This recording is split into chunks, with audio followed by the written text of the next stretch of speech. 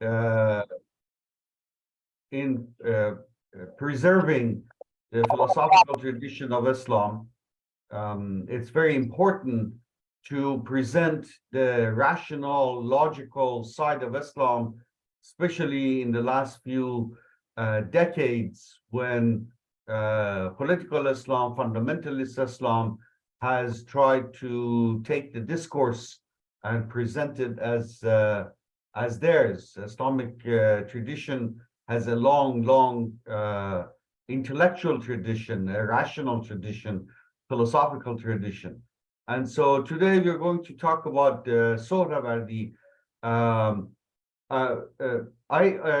The one question I have is, are most students or audience, you're not students necessarily, you're learned, are most of you familiar with Islamic philosophy? Are you professionally students of this field? The reason I'm asking is because I want to set the level of discourse, how philosophical it should be. Do you know? Well, I believe that there are some who are already familiar, acquainted with Suhrawardi, and there are also who have already done their research on Suhrawardi and also teaching them. I see. I think there are some also who do not know about Suhrawardi, and this is their chance to know more about them, inshallah. Okay, very good, very good. All right. Sister Sarah said, yes, we are quite familiar. So that's why I kind of need to know to see how much details I need to go. So let me provide a context for Suhrawardi before I say a few words about him and his philosophical views. The context is that the earlier part of Islamic philosophy is that belongs to the Peripatetics, as you know. There are Mashais, and Mashais are generally followers of Aristotle, Muslim Aristotelians, and their views was fortified by Al-Kindi, of course, the first philosopher, or the so-called Arab philosopher, followed by al-Farabi and Ibn Sina, these three, and the culmination of it reaches Ibn Rushd, who is as Aristotelian as they possibly come. And so the fundamental themes among peripatetics was to prove that what is in the scripture is rational, and what is rational is in the scripture, right? So the dichotomy of faith and reason can be reconciled. The most massive effort in the medieval period by Jewish, Christian, and Muslim philosophers was to reconcile this duality between reason and faith.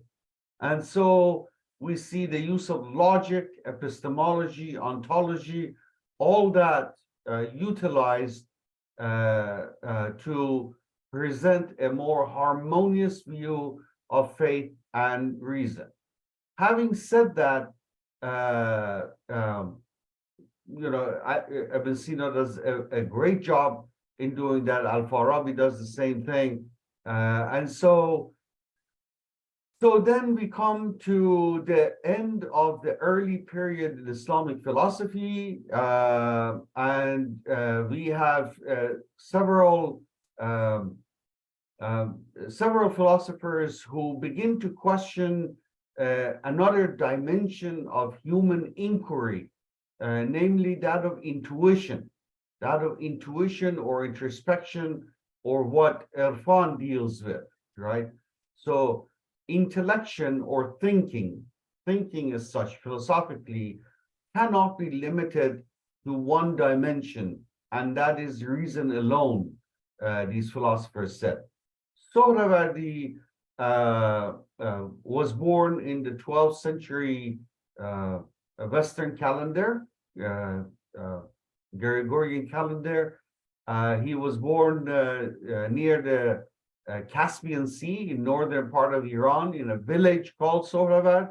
I have been to Suhrawardi, somewhat remote, but what is interesting is that from this small village came about 4 or 5 scholars, great scholars. In fact, his uncle went to India, towards India, and where they established a Sufi order called Suhrawardiya, which survives as of today. He had another uncle who was a faqih, a jurist, and then he himself became interested in philosophy at an early age. He went to Azerbaijan, to Tabriz, he went to Isfahan as a very young man, and he studied philosophy, and to that end, he wrote 4 books on philosophy, which are generally speaking very mashai, very peripatetic, very logical. It is in the same genre as Farabi and Avicenna are. So am I going too fast, too slow? Is this okay? I think it's okay. Maybe the audience would like to react, inshallah. Yes, I like to hear from the audience. Are you following that? Do you want me to slow down, keep going? I have 1 yes. Yes, good, doctor. Good. Good. Okay. All right. Please tell me to slow down if you want. I can I can tailor this lecture to your needs. So Suhrawardi goes through the first phase of his philosophical training, and he becomes an Aristotelian, but then he is not only a philosopher in the sense that Farabi was or Ibn Rushd was. He also was dealing with another side of philosophy, which is the practical side of it, right?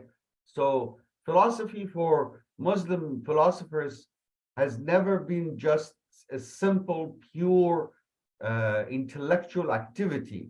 It has had an existential dimension. It has had a religious dimension as well. And so philosophy became, for later philosophers in the Islamic tradition, a path to purification, inner cleansing of the soul. Suhrawardi was very much interested in that, and so he was also practicing tariqa, as we call it, tariqa, a spiritual tariqa. We do not know what tariqa it was, if it was a well-established one or not, but we know that he writes about fasting, he writes about meditation, he writes about chanting. So so for apparently many years, he is engaged in ascetic practices, and to this end, he writes a number of books, about, I would say, 10 books or so. In 2, 3 of them are dubious whether they're his own, but he writes about 10 books. All of them, except one, are written in Persian, in beautiful Persian. When you read it, it's like reading Rumi or some great poet. There are generally in prose, written in Persian, but he also uses a few poems here and there. And I'll talk about what is contained in them in a minute. So the first genre of his books are peripatetic, logical. The second ones are Sufi oriented. They deal with the practical side of tariqa. And then in the third genre. He uses something that is uniquely his own, and to which he calls lisan al-ishraq, the language of illumination. And he writes a few books in this genre, the most important of which is his magnum opus, the great work he wrote called Philosophy of Illumination. And that is a work that cannot be read and understood entirely unless the person who is reading it has had similar religious experiences, mystical experiences. So let's talk about his works first, and then we will be more specific to it. Let me wait on that. I just want to talk about his journey a little bit more. So I'll come back to the subject of his books. So Suhrawardi ends up going to Syria. He goes to the city of Halab, and he resides there. At the time, Suhrawardi was not lucky with the time because it was in the middle of crusades. The crusades were going on, and the famous Salah ad-Din Ayyubi was in charge of the war with the Christian West, and his son Zahir Shah was ruling over Halab and that area. So Suhrawardi ends up going to Syria in the middle of civil wars. And what he sees, of course, is a great deal of animosity between Muslims and Christians, between Muslims and Jews, between Christians and Jews. And so he sees a lot of conflict. And for that reason, philosophically, he tries to bring about a rapprochement between these different conflicting views of reality. The most important thing about Suhrawardi was he was the philosopher of reconciliation.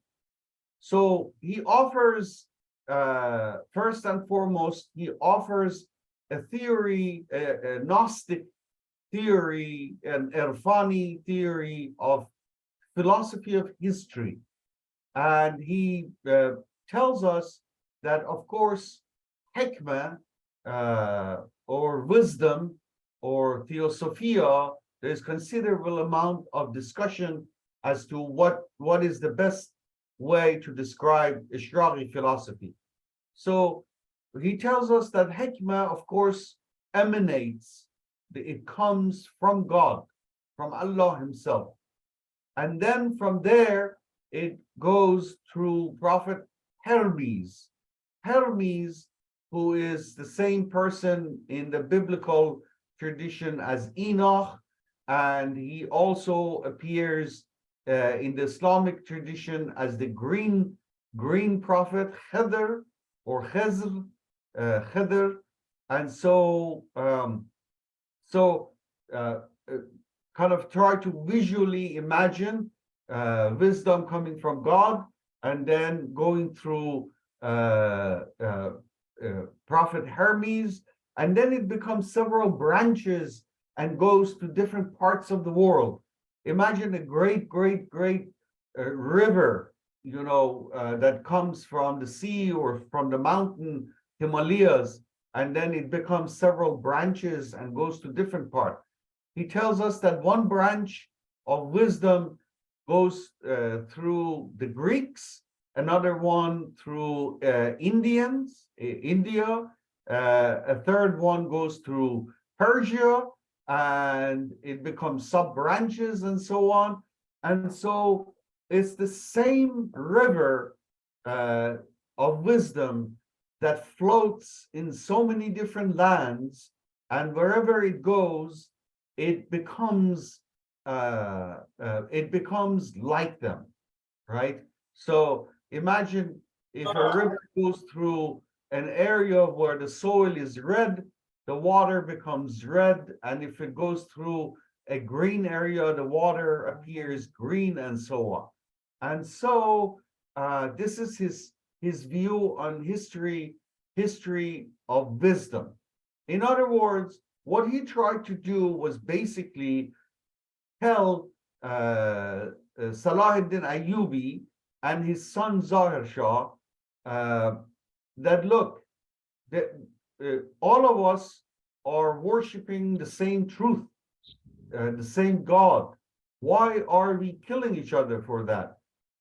Judaism, Christianity, Islam, and other religious traditions are merely manifestations of the same truth. We need not be at conflict with each other. We need to talk to each other. Then to prove that, right?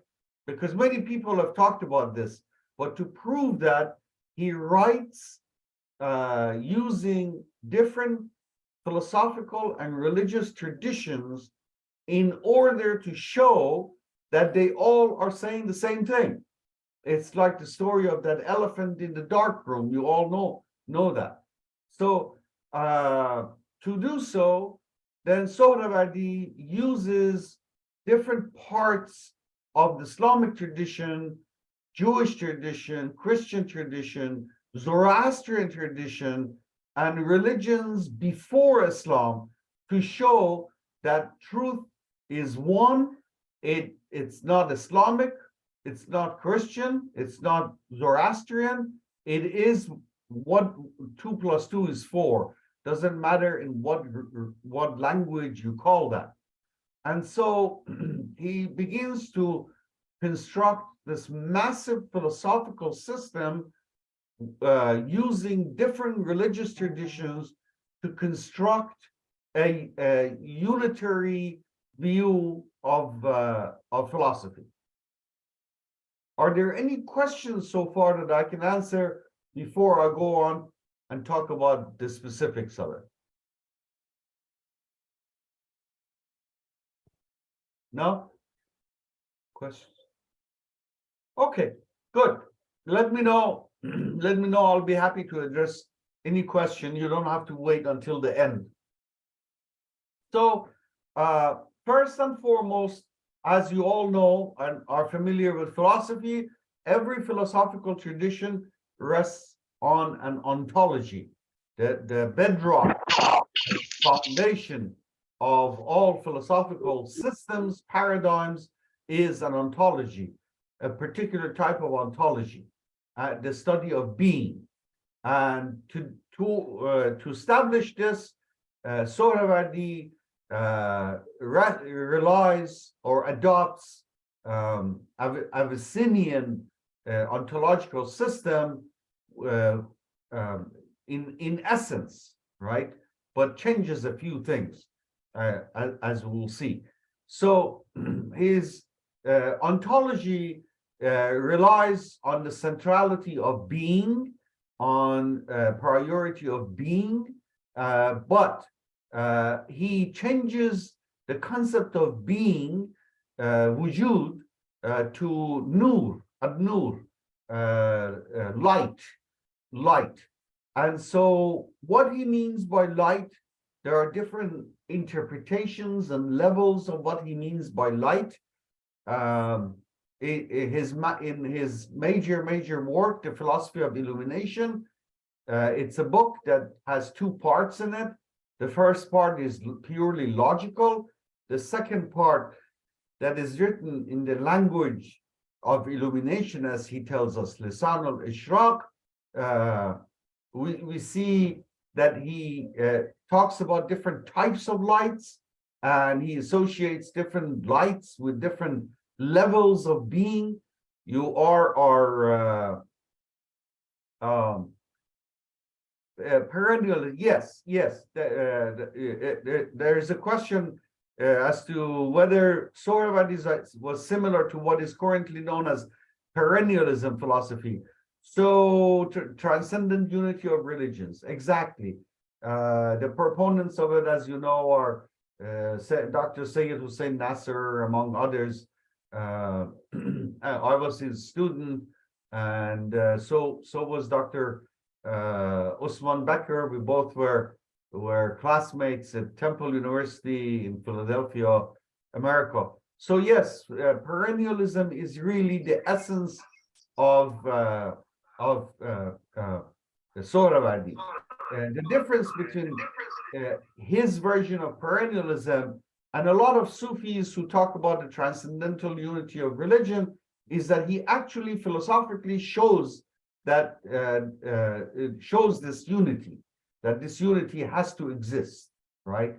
So for him, contrary to Abyssinian term wajibul wujud, or the necessary being, he uses nur al-anwar, the light of lights, right?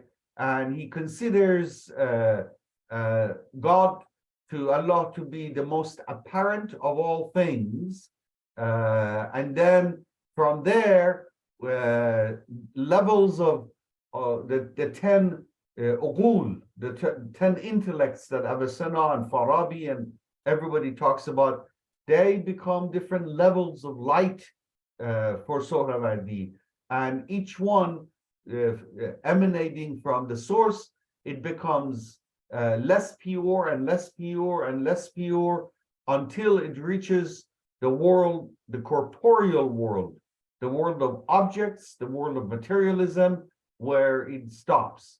So, the way he presents his ontology is that on the one hand, in its extreme form, there is God, who is Nurul Anwar, the light of lights, and he uses the light verses in the Quran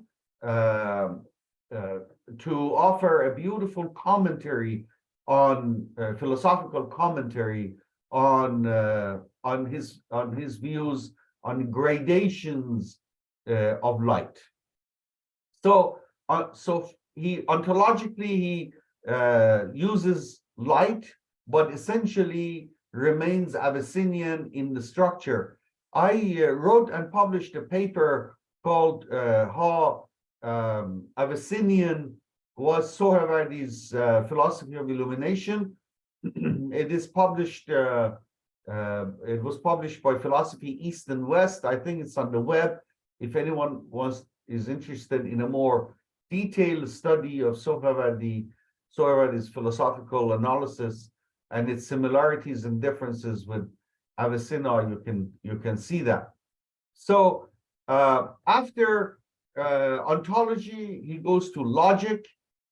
In terms of logic, he is essentially, I would say, 80% Aristotelian, but 20% he brings his own logical analysis. He changes a few things. If you're familiar with Aristotelian categories, the 10 categories of Aristotle, he argues that some of the quantitative categories are actually qualitative. He reduces them to he drops 4 categories and keeps 6 of them. So Dr. Ziai, the late Hussein Ziai, has written extensively on Suhrawardi's logic. Those of you who are interested in his logic, you can see that. And then he develops something that is not well developed in the Islamic tradition in the Quran. Of course, in the Quran, we hear about angels, right? Huris and so on. But we don't have a detailed angelology in the Quran, except, some. So Suhrawardi develops a very, very detailed angelology, theory of angels. And to do this, he divides angels into latitudinal and longitudinal. He essentially remains Abyssinian with regard to the role of angels. However, what he does, which is very, very unique,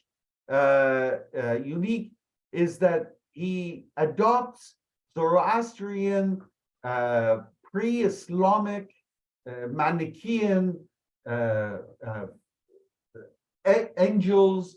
He uses Old Testament angels and so on, and he brings them all together to form a coherent doctrine of angelology. The fact that in 12th century, a philosopher was brave enough to do this, right? To argue for a unified system of angelology was very, very brave. Of course, he paid a terrible price for it. They ended up killing him. There are different versions of how he was killed. According to one, he fasted until he died. According to another one, they threw him off a cliff, and so on. So be it as it may, but he is the founder of a very interesting form of angelology. Let me go back to my classification of his works and get a little bit more detailed. Any questions so far about this? All right. So then one of the major contributions of Suhrawardi to Islamic philosophy is his epistemology. Epistemology, or the question of ma'rifah, how do we know things, right? So these are classical issues. How do I know I'm sitting here before you? How do I know I'm alive? How do I know anything exists? And so all these, let me see. Suhrawardi's gradation ontology, a reconstruction of the great chain of being concept using the concept of light. Yes, exactly. Brother Nuruddin asked a very good question. So he keeps the gradation of being, the ontological gradation of being, but he replaces being with light, light upon light, and offers a closer interpretation of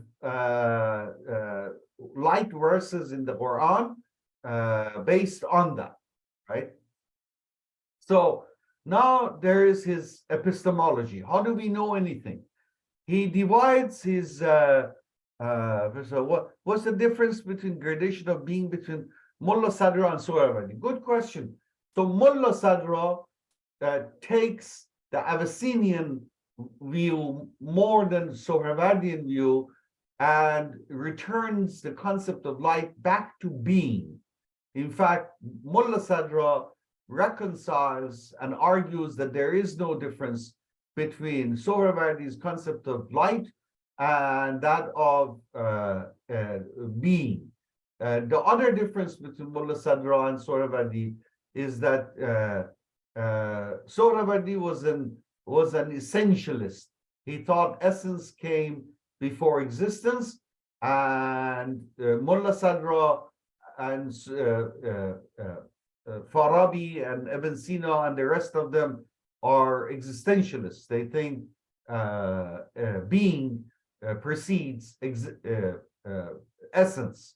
So that's where they differ. As far as epistemology is concerned, there are two parts to Suhrawardi's epistemology. One part of it is very much Aristotelian. He says, you know, I collect data and ma'rifah, knowledge, through my five senses. I see you, I hear you, I can touch the screen, and that's how I know you exist, and so on. So there's not much there, but then there is another part of his epistemology in which he develops a theory known as knowledge by presence. Knowledge by presence. This is probably the most unique aspect of Suhrawardi. And it's a question that later on Descartes deals with that. You all are familiar with Descartes and his question of cogito ergo sum, I think, therefore I am. And Suhrawardi asked the same question that Descartes asked, of course, many centuries before him, and that is, how do I know that I am? Right? I have a self, I have an I, a self, a niyyah, and then how do I know that I do exist? And so he thinks about this issue and for many, many years, and he is frustrated. He can't resolve this issue. And so he tells us that he goes into a state of trance, into a state of religious ecstasy, and he has a dream vision, a vision of Aristotle. And Aristotle appears to him, and Suhrawardi asks Aristotle in this state of dream vision, how do I know that I am? And where do I go to find the solution for this most major conflict, major issue? Who am I? How do I know that I am? How does the self know itself? This is the philosophical question that Suhrawardi spent a great deal of time on. So he, to his own surprise, Suhrawardi thought that Aristotle will tell him to look in my works and my writings, or the writings of philosophers, or Avicenna and Farabi, but he did not. He said, go and look, read the writings of Sufis, practical Sufis, and there you will find it. So Suhrawardi is puzzled by this. He is shocked. My email, someone wants my email. The best thing to do is just, yes, I'll be happy to send it to you, of course. But yeah, at the end, perhaps. So Suhrawardi says that he offers several proofs for the existence of a different mode of cognition by which we know that we are directly and without mediation. So it's a little technical for me to go over that, but it goes something like that. How do I know that I am who I think I am? Either I know this directly or indirectly. If I know of myself indirectly, then I will never know myself. If I know myself directly, then there has to be a direct mode of cognition. Let me give you an example. If you have a headache, we all have had headaches. A day when you have a headache, you know that you have a headache. If you go to a doctor and the doctor says, no, you don't have a headache, you can say that I can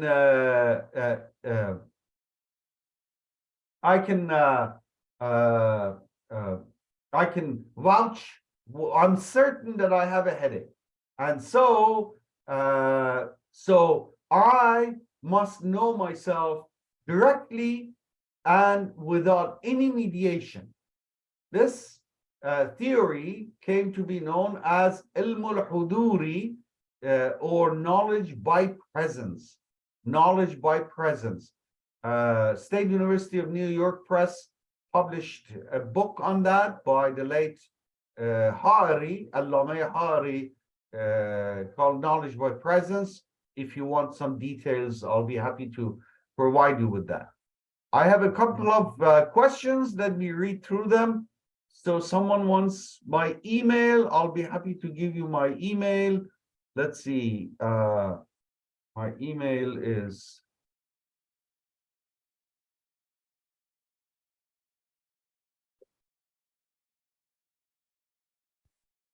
all right.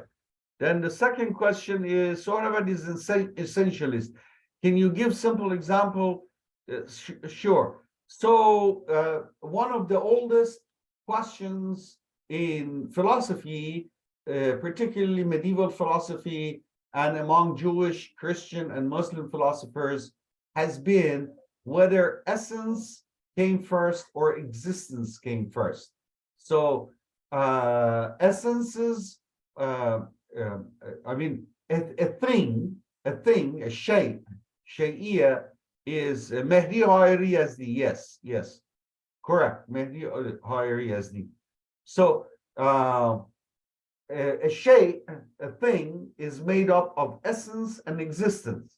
The oldest question has been, which one came first? Do you have to have essences that are then embraced into existence, so a thing becomes a thing? Or do you have to have existence and then essences are followed by that? So if you have, honey, the essence of honey is honeyness. Do we have to have honey first and then insert the essence into it? Or is there such a thing independently as essences and then you put honey in it? So the discussion is an old one.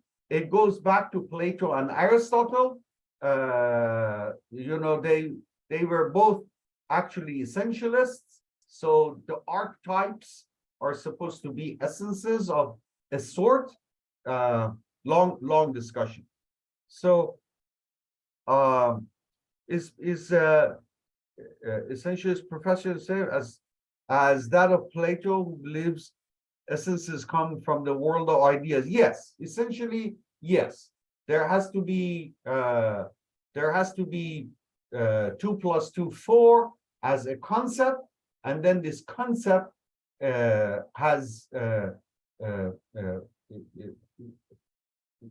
becomes a mawjud, or becomes manifested. The manifestations of the essences, or as our friend said, Platonic archetypes, ideas, and forms.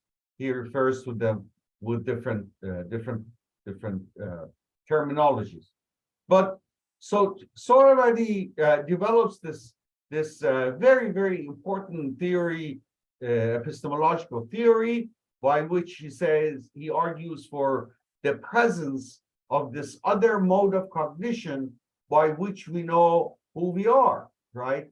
And this is something that it defies logic. It defies rational argument.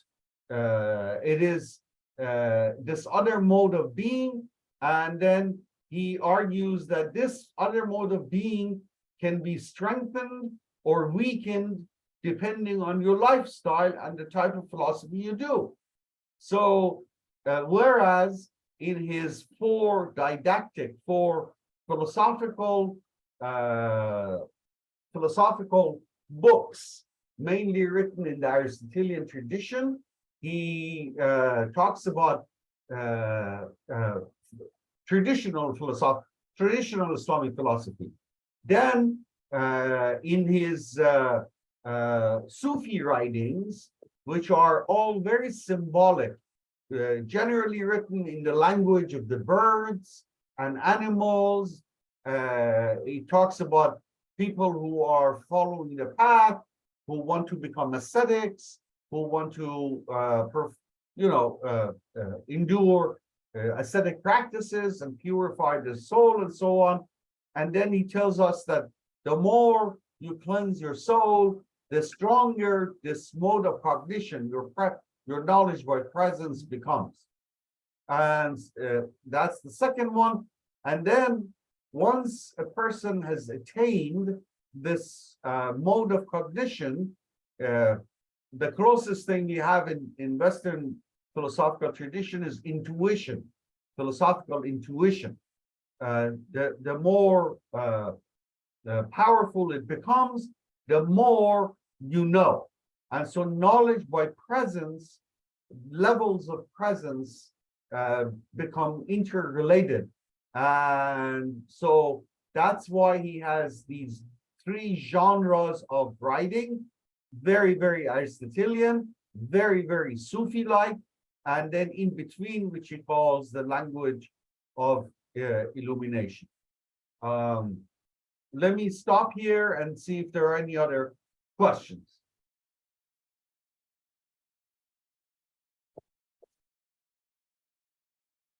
No questions? Prof, I have already put my question, but I think I will ask Oh. it. Go ahead. I my- can't hear you very, very well. Can you hear me? A little bit, yes. If you could turn it Yeah. off. I have put my question in the chat box, but I think I will read it out verbally to you. Sure. Okay. So I have a question. So you told us that Suhrawardi, he imported many philosophies like Christians, Manichaean, Persian, pre-Islamic, and others philosophy into his school of illumination. So I want to ask if that is the and he also proposed some sort of perennialism in his philosophy, right? So what does make his philosophy as Islamic philosophy? What is the Islamic there in your opinion? Right. So that's a very good question. If it is perennial, it's Islamic. If it's Islamic, it's perennial, right? So what he does is he takes the exclusivity of truth and makes it inclusive. In other words, it is Islamic in the sense that it's written in Arabic, in Persian, all that. The terminologies are generally, Islamic philosophical tradition and so on. But that is his argument at the heart of Islam. At the heart of Islam, truth or love or God is not. There's nothing Islamic about it. There's nothing non-Islamic about it, right? I mean, truth is truth, whatever you want to call it. So obviously there are different traditions and we should respect them, right? So there are different paths to truth. The number of paths to God is equal to the number of people on earth. So on that level, he would say the perennial message of Islam is just perennial. It just happens that we as Muslims were born and raised in an Islamic country, so we see it as that way, and that's our path.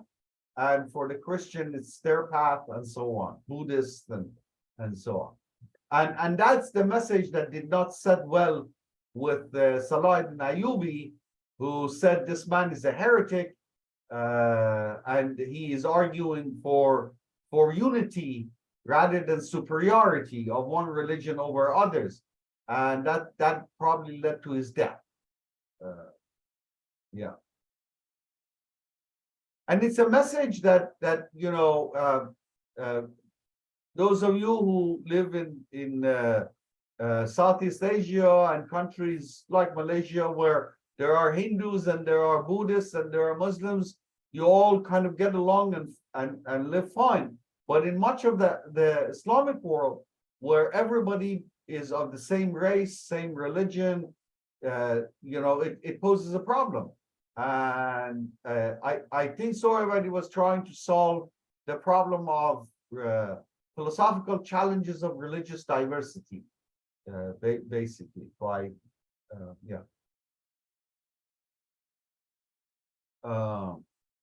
so then there's Nuruddin has question, why Suhrawardi does not follow the division of categories of logic, philosophy, and metaphysics. I see. Yeah. When I said categories, I didn't mean categories of logic, philosophy, and metaphysics. I meant the 10 categories: time, position, relation, quality, quantity, those things. So he says, take the category of quantity. When I say this line is longer than that line. Another way of putting this is to say there is more of this line than that line. And so quantity, when I said longer, can be turned into quality. So quantity is a subdivision of quality, for instance. So he does away with that, and so on. So yes, in that sense, categories are reduced. Some of the things he doesn't spend as much time on, like physics, for instance, but he writes on optics a lot. He was very much interested in the question of light and optics. I suggest that I don't know if his Sufi writings are translated into Malay or local languages, but they are translated into English. Tucson from Harvard many years ago translated them. But if there are people who know Persian, I strongly suggest that his works be translated into local languages. Are they translated? I'm not familiar with that. I know Dr. Becker was interested in Suhrawardi many years ago when we were students, but I don't know if they have been translated into Malay. Does anyone know? In Malaysia, there is still no Malay translation of Suhrawardi's work, but I think in Indonesia there are some that has been translated, and also there are some books on Suhrawardi philosophy, like written by Dr. Nano Warno, Filsafat Illuminasi Islam. Yeah. Ah, okay, okay, good. Yes, yes. What else would you like me to talk about him? So, and a few words about his influence. So, Suhrawardi's works on illumination was translated apparently into Hebrew, and it became a movement for what came to be known as Jewish Illuminationists in Spain, or what was then Andalusia. And so Jewish Illuminationists were there based on what he tells us in the introduction to his major work. Even in Syria at the time, they were Muslim Illuminationists. And then I'm not sure how, but less than a century, some of his works goes to India. And in India, it is well received, and a number of prominent philosophers began to teach philosophy of illumination in the Mongol court. Suhrawardi became very, very popular, and they were in Europe. There was some work done. I did another article. I'll be happy to send you all my articles on Suhrawardi. There are about 15-20 of them dealing with different aspects of it. I did an article on the influence of Suhrawardi in India and subcontinent of India. You might be interested in that. So that's generally the gist of his writings. After Suhrawardi, philosophy sort of in Persia and much of the Islamic world goes through an eclipse, partially, excuse me, partially because of the Mongol invasion, partially because of the Crusades, but then Suhrawardi's views go to the southern part of Persia, in the city of Shiraz. We have a school of Shiraz. Many of the philosophers take his writings and they add what they thought was lacking, which was more Sharia, actually, more hikmah and Sharia and fiqh.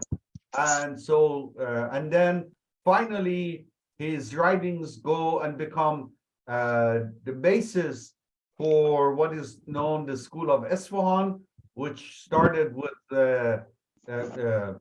Mullah Sadra and Mir Damad and Mullah Sadra. And even though Mullah Sadra became the dominant philosopher of this of the last 400 years, but Suhrawardi remains a very, very important philosopher, particularly for having developed the 𝐒𝐿𝐡𝐫, the sapiential aspect of philosophy, the more existential one. There is a question says, in the context of contemporary Iran, was Suhrawardi's studies influenced by Mullah Sadra's interpretation and framework? Yes. So in today's Iran, there are several renditions of legacies of Suhrawardi's philosophy. One is that there was a grand Hakim philosopher in the 18th century by the name Sabzawari, Mullah Hadi Sabzawari, who was essentially a Suhrawardian scholar, and he tried to revive Suhrawardi and to reconcile it with Mullah Sadra. So during the Qajar period, 18th, 19th century Persia or Iran, most philosophers tried to bring Suhrawardi and Mullah Sadra together and argue that there is no schism, there's no duality in between them. At the heart of it, they're both the same, and that Suhrawardi was offered a Gnostic interpretation of philosophy and so on. So yes, and then there are people who are more Sadrians in Iran today. If I had to pick one, I would say followers of Mullah Sadra have the upper hand in Iran. That is the dominant school. And then there are Sabzawarians who are kind of Mullah Sadra, Suhrawardi scholars, and there are a few who are remain strong Suhrawardian scholars.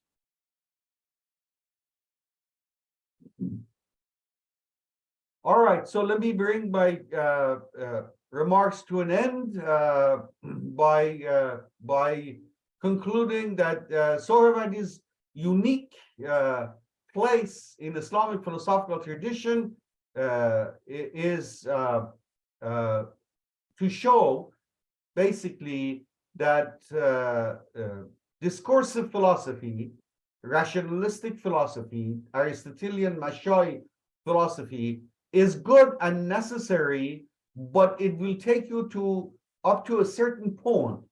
From there on, there has to be a different mode of cognition, a different way of knowing, and that depends on inner cleansing of the soul in tazkiyah, tasfiyah, cleansing, and so which aids one's philosophical activity to finally reach a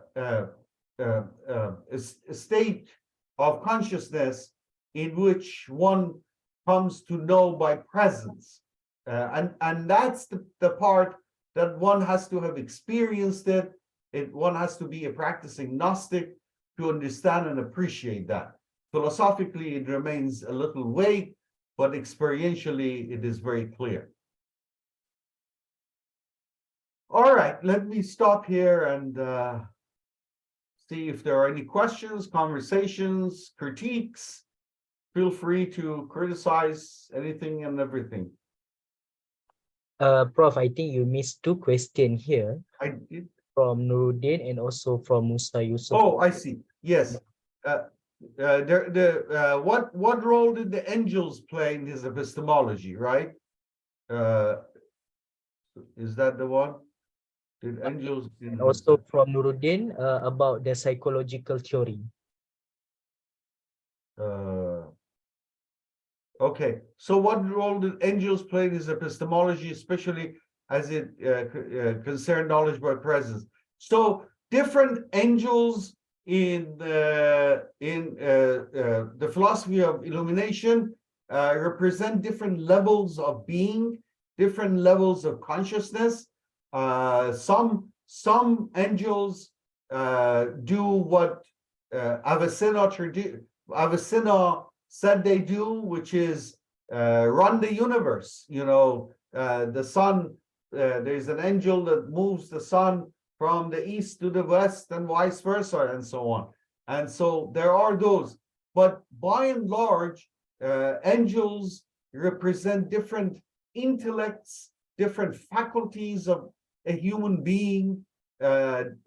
So like for the five senses we have, the five Abyssinian senses, Suhrawardi argues that we have five inner senses in us too. So sight, seeing, I see you, but then there is an inner esoteric sense of seeing, vision, inner vision, sense of touch.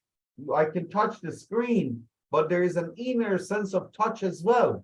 You know, when you think about your mother or your father or some loved one who's somewhere, you know, you can touch them, embrace them internally as well, even though you can't touch them externally. So all these faculties are represented by a different angel, whether it's from Zoroastrianism, Manichaeanism, and so on. So that's that.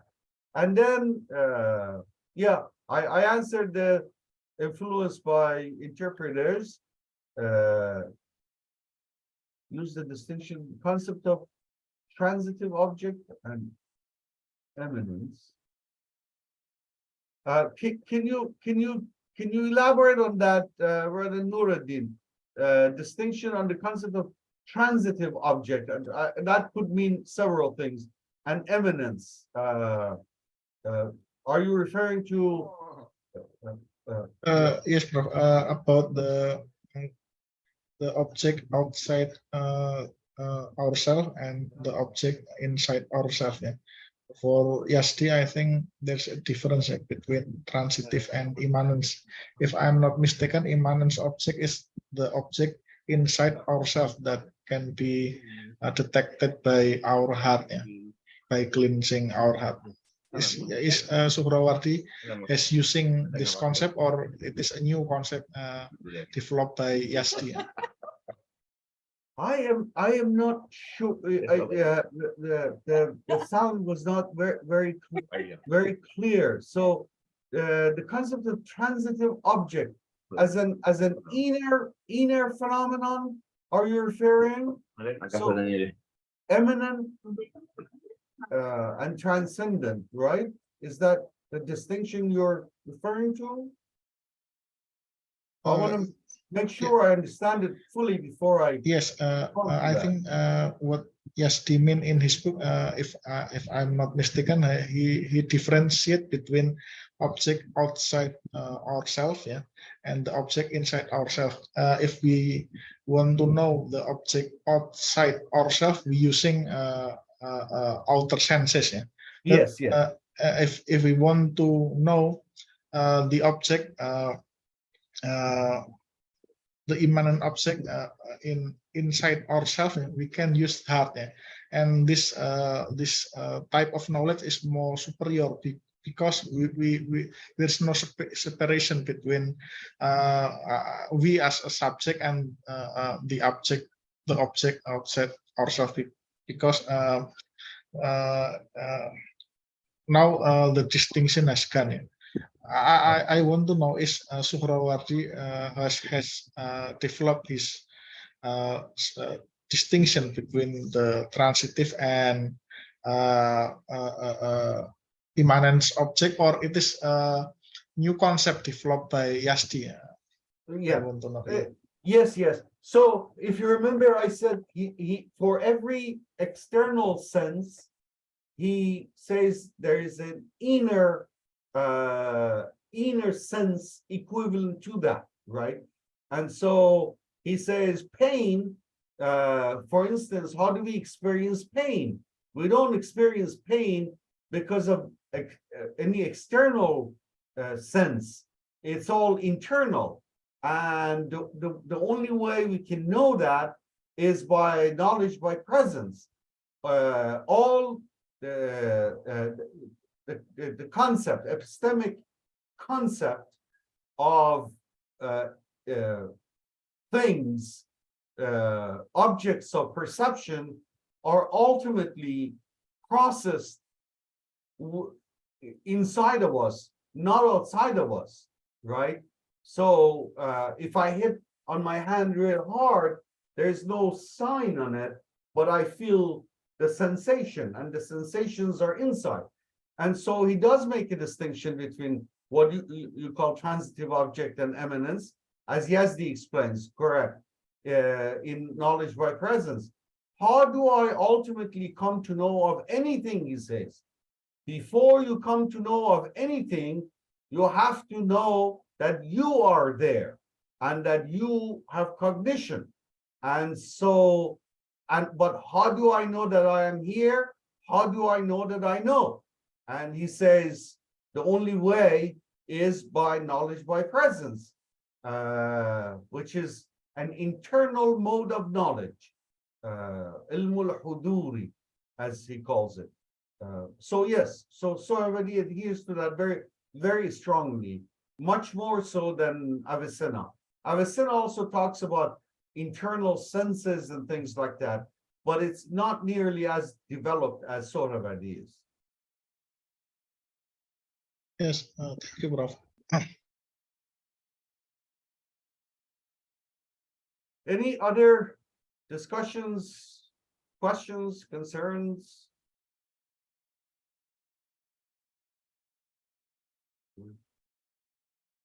Well, Suhrawardi is very, very eminent. If since your center is interested in Irfan studies, you know, his works ought to be translated, studied, discussed.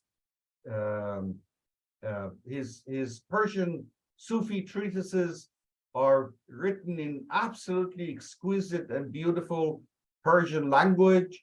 I think they should be translated into local languages, and his philosophical works are commentaries on Aristotle. I don't know if every single one needs to be translated, but certainly one of the major ones. Yeah. All right. Okay. Anything else? Prof, there is one question there from Sarah Dania. I have difficulty to understand on Suhrawardi's argument on how to carry mental concepts on real matters. Easy elaborate. How to carry mental concepts on real matters.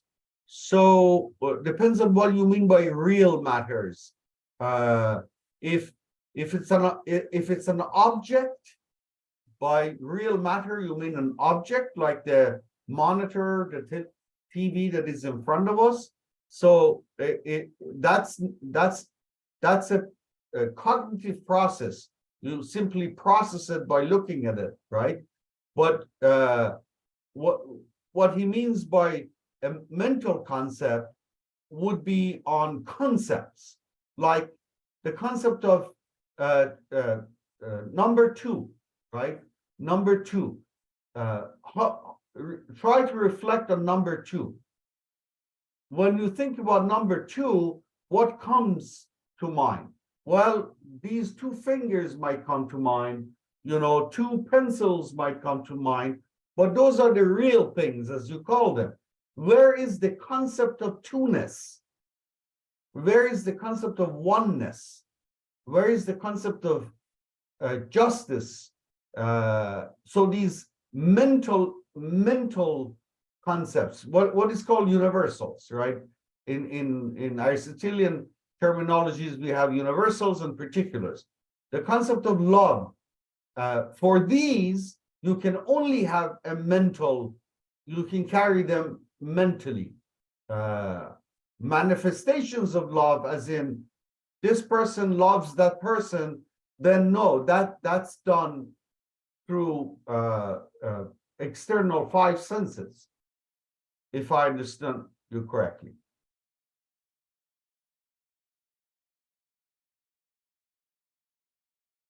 Feel free to verbalize it too if you like, if you feel I didn't quite understand it. So there are real matters, as you said, but real matter meaning this computer in front of me, and then there are concepts. Is there a difference between, is there a difference between the studies of Suhrawardi conducted by Nasr and other perennialists and figured like 𝐒𝐮𝐡𝐫𝐚𝐼𝐴 study of logic? Yes, there is actually. Yes, there is. I'm glad you mentioned that, because there is a sharp distinction. So Dr. Nasr and Henry Corbin and a number of other people, including myself, we argue that even though Suhrawardi wrote on logic and discursive philosophy and Aristotelian philosophy, but what distinguishes him, what gives Suhrawardi a special place, is not his writings on logic. I have read them, every one that I could find, and there aren't that much of a difference between his logical treatises and Al-Farabi or Avicenna. Certainly, I mean, if you are looking for logic, Ibn Rushd was probably the greatest of them, or Ibn Sina. So what distinguishes Suhrawardi from other philosophers is precisely his more Gnostic and Sufi writings.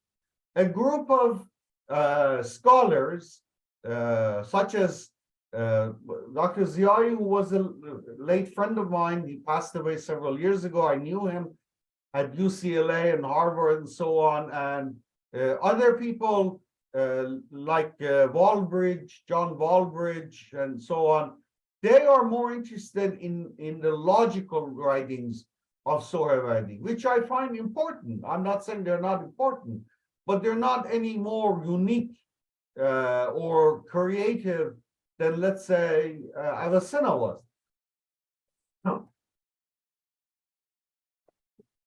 So yes, there is a distinction in academic study of Suhrawardi between the perennialists like Dr. Nasr and so on, and people like Ziai. Then, if I rephrase, how Suhrawardi argues essence as the reality, real matters, which to some of us, essence is merely mental concept. So,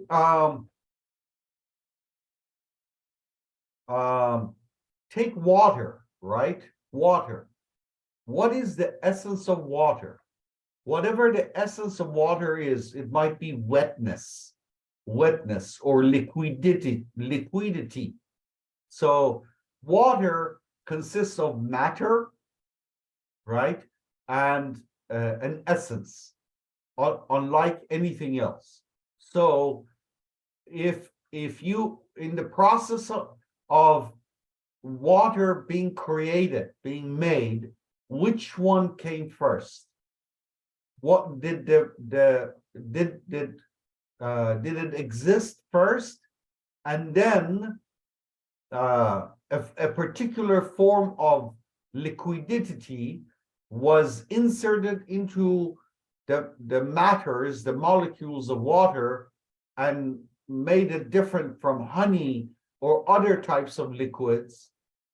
Or or that first there had to be essences, as Plato tells us there are essences, and then these essences are wrapped into beings, into real things, real matter.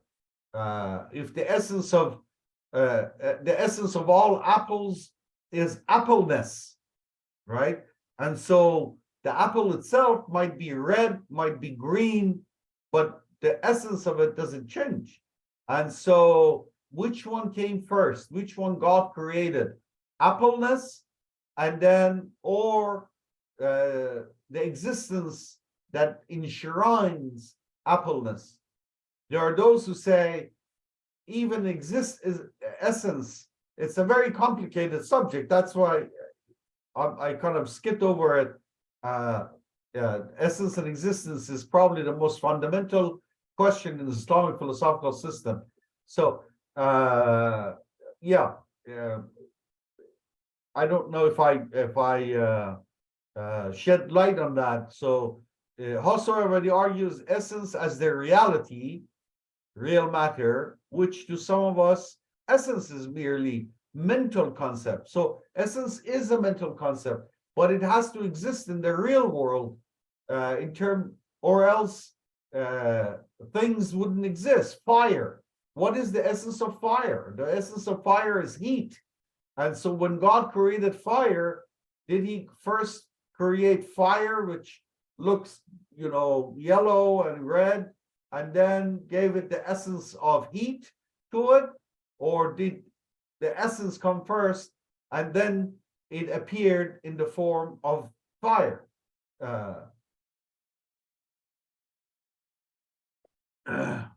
So this mental concepts will be different. The first one says, this different and subjective to every person. So will that mean there is no objective or universal truth then on real matters? So this is a very good question and a very Gnostic question, and the one that Plato talks about that, right? For one of the questions that they raise with regard to Plato is, who knows the forms? Who knows the archetypes, right? And his answer is only philosophers, men of vision can see it. And so the question of there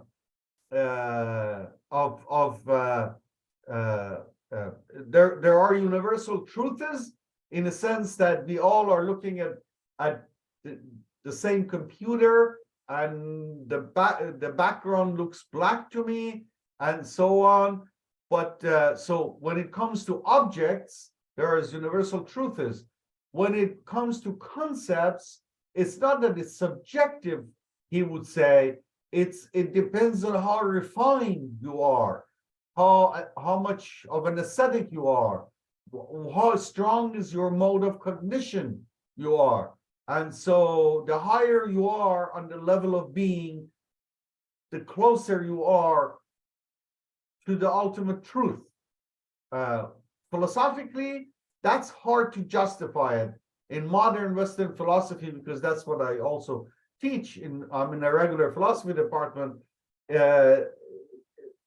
If something is not verifiable or falsifiable, it has no truth value. And so this is why 𝐒𝐻𝐻𝐸 and some of the Western scholars put more emphasis on the rationalistic side of Suhrawardi, while others put on a more esoteric one, precisely because of what your question implies, and that is lack of universal truth. So as far as I know, Nuruddin says Mullah Sadra has the doctrine of transubstantial motion. Is Suhrawardi, who is an essentialist, will reject the possibility of? Yes, he would.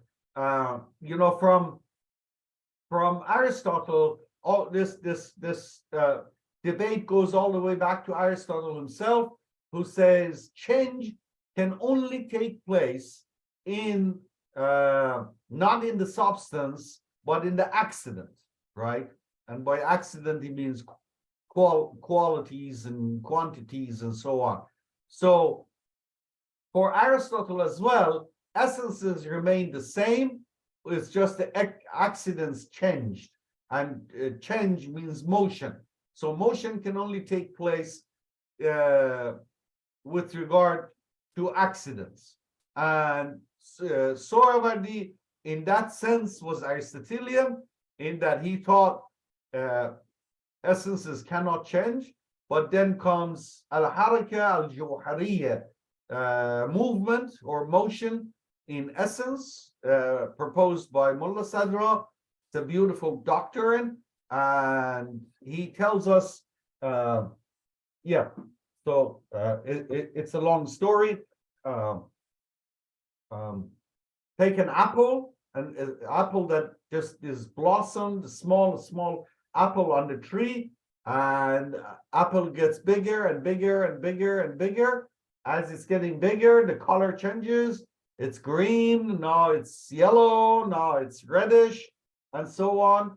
And so Mullah Sadra says that two types of change took place with regard to this apple. One in its accidents, right, the outer form, shape of it, but also apple went from being less perfect to more perfect. Apple that is ripe is more perfect than one that is less perfect. And so the essence has also gone through an evolutionary process, and has so there is transubstantial motion. Yeah. For Mullah Sadra,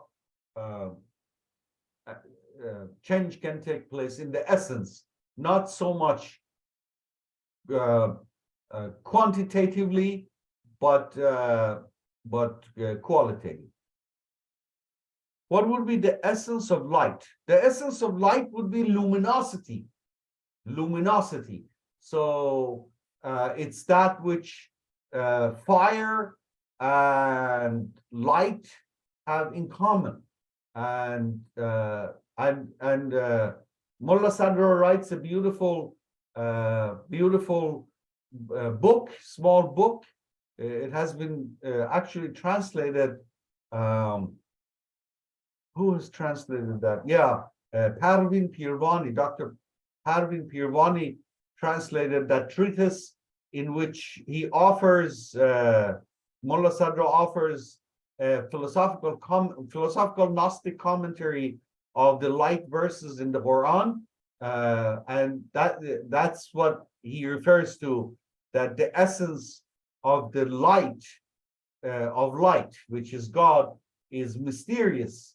No one knows that, and he uses the conversation Moses had with God on Mount Sinai, where Moses asked God, "What is thy name?"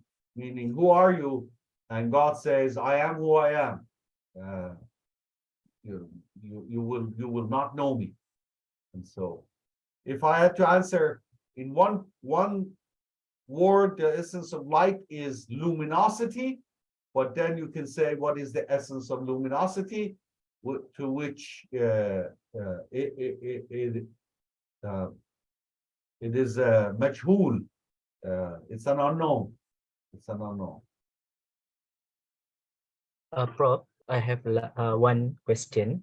So does this illuminationist philosophy or the ishraqi philosophy of Suhrawardi has been applied in real life matters such as education, politics, and from the context of education, how does his philosophy can contribute to the methods of education, to the development of education, its methods, practices, and so on? Right. I would like to know your opinion. Yeah, that's a very good question. So I have to, of course, think about it extensively, but what comes to mind is the most important thing about Suhrawardi is the inclusiveness of his philosophical views, inclusivity. And to me, education, nothing is more important in education but to help others, whether they're children or adults, to be able to think inclusively. The idea that I'm right, anybody who doesn't think like me is wrong, is just not one that Suhrawardi adhered to. Not most Muslim hakims, philosophers did not. Farabi has a small book called On the Reconciliation of the Opinions of Divine Sages, Plato and Aristotle, right? And so, and then other Gnostics have tried the same thing. So the most important educational lesson I learned from Suhrawardi is that truth is not exclusive. Nobody can say you're right, everybody else is wrong. That is really the essence and the message that we want to hear in the modern world, because in multicultural, multi-religious societies where everyone has a cell phone, everyone is online, we are connected to the rest of the world, we should think inclusively, not exclusively. That would be my thing. Just as he says truth is universal, nobody can claim to be theirs. And this is exactly the message that goes against the fundamentalist way of thinking in Islam, one that I'm really, really afraid of. The Taliban version, the Daesh, or the ISIS version. The fundamentalist way of thinking about religion is really something that Suhrawardi would be vehemently against it. So, yeah. 800 years ago, he argued that wisdom comes from God. It appears in different forms, different shapes, as you said, perennialism. But so there is a thing about Zia. I'll read it. Zia once stated that Suhrawardi's thoughts had political implications, which he called the Illuminationist political doctrine, namely the extent to which leadership has a connection with divine light.